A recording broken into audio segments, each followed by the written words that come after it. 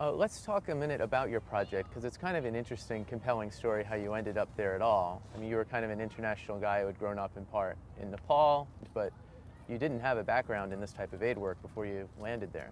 No, I really didn't.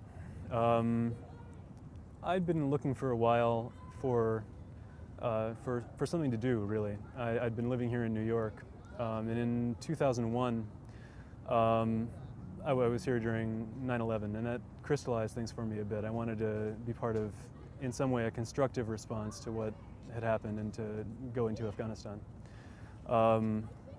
So I went and got this sort of academic qualification that would let me get an aid job, this one-year master's degree in international relations, and then sort of jumped into the deep end. I joined up with this aid contractor, and they always have trouble finding people who are willing to go to Afghanistan for any length of time, especially family people, because you can't educate your kids there. No one wants to take their kids to Kabul. So you end up with young people, old people, and a certain amount of crazy people of all ages. And so I went out there, and what with one thing and another, I kept on getting thrown into projects where I had to learn real fast as I went along how to do the different management jobs that I was responsible for. When you come back here, or maybe you just read American media from there on the internet, do you have a sense of the discourse here and how it seems out of whack or misguided? Well, I mean, obviously the discourse does focus a lot on what goes wrong, and there's plenty that's gone wrong over the last 6 years and the last couple of years. Well, your book is another example of some of what's wrong. Yeah, it's not a happy story. Yeah. It's not a story of a success.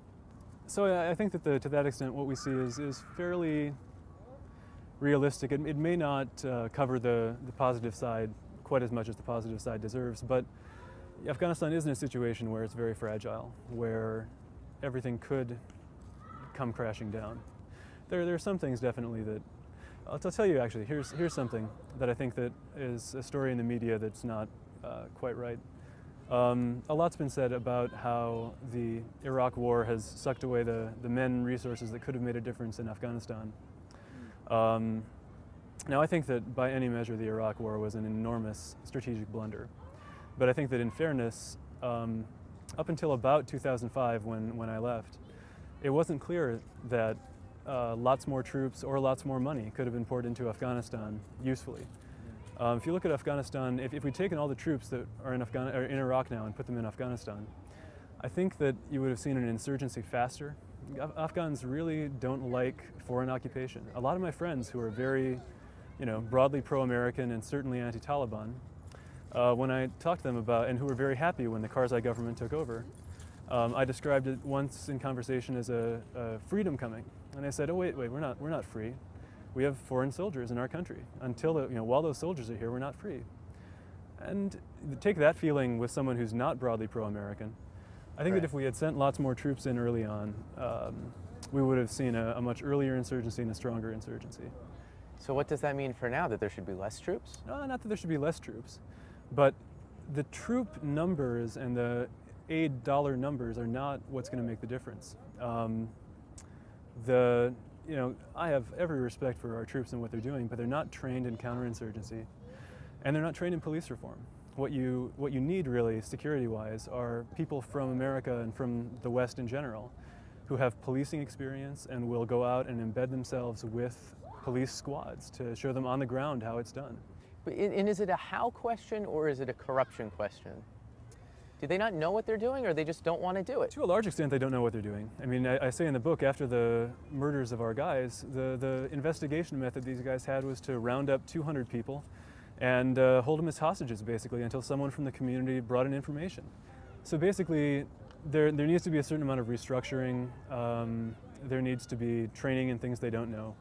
And there needs to be someone out in the field to make sure that these police who do get training don't just lose it all the second they're back in a unit. It's going to be hard to get people who will go out in the front lines like that. That's a dangerous job, but that is the kind of troop increase that we need in Afghanistan. And how doable is it, and what's the worst case if it doesn't happen?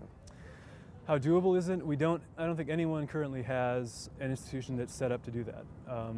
To do real police training in a war zone. It's an incredibly hard job. We've seen police reform programs make a difference in the Balkans. There is some expertise on this.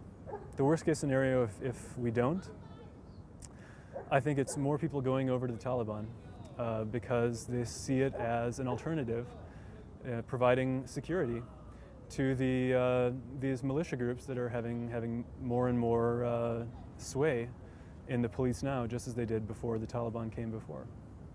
I have a friend who did a couple years in the Peace Corps, and when she came back, she said all the liberals who were there became more conservative, and all the conservatives became more liberal.